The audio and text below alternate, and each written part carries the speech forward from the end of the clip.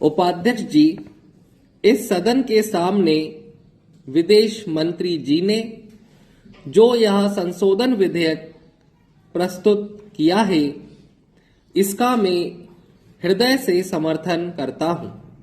मैंने और शायद इस सदन के बहुत से माननीय सदस्यों ने इस देश के इतिहास का गहरा अध्ययन किया होगा और उनको भी यह स्मरण होगा कि भारत के अंदर अनेकों प्रांत और देसी रियासतें या राज्य हुआ करते थे।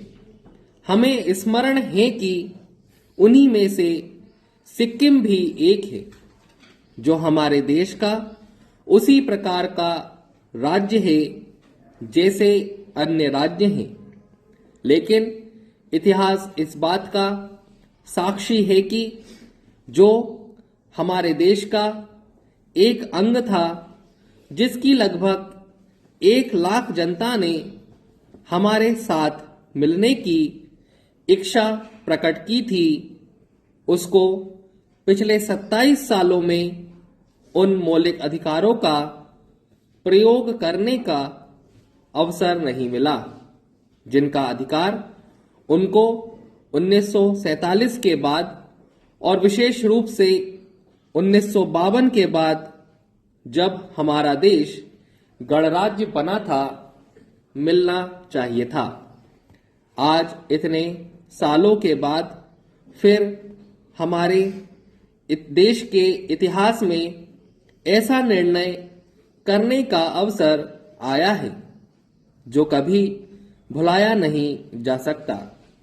महोदय, मुझे इस बात की प्रसन्नता है कि सिक्किम की जनता, जो पिछले कई सालों से अपने अधिकार से वंचित रही, उसके लिए आंदोलन करती रही और भारत के साथ, भारत की जनता के साथ अपने को मिलाने की चेष्टा करती रही, उसकी इस मांग की तरफ भारत सरकार का ध्यान गया और भारत सरकार ने, हमारी प्रधानमंत्री ने उसकी जनता की इच्छाओं का समादर किया।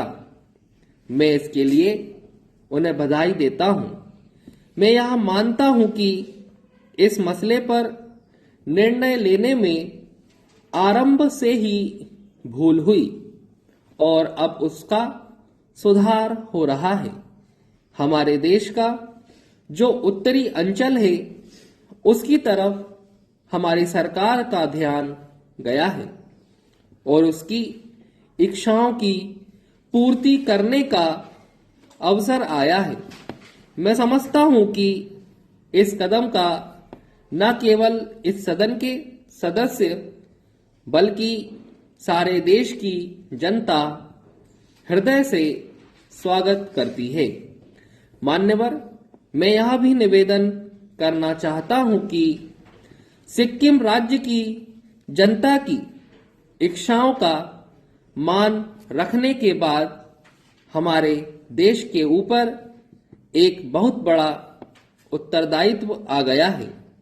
हमने पिछले 25 वर्षों में इस देश के विकास के लिए जितनी योजनाएं बनाई, चाहे वे शिक्षा का क्षेत्र हो या उद्योग धंधों को बढ़ाने और रोजगार देने के संबंध में हो, उनसे हमारे देश की जनता तो लाभ उठा सकी, लेकिन सिक्किम प्रदेश की जनता उनसे वंचित रही।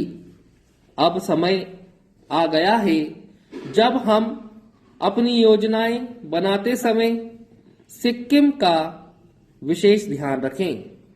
इस अवसर पर मैं यह भी स्पष्ट करना चाहता हूं कि सिक्किम के राजा की जो भी नीति हमारे प्रति रही हो, उसकी ओर हमें विशेष ध्यान देने की आवश्यकता है।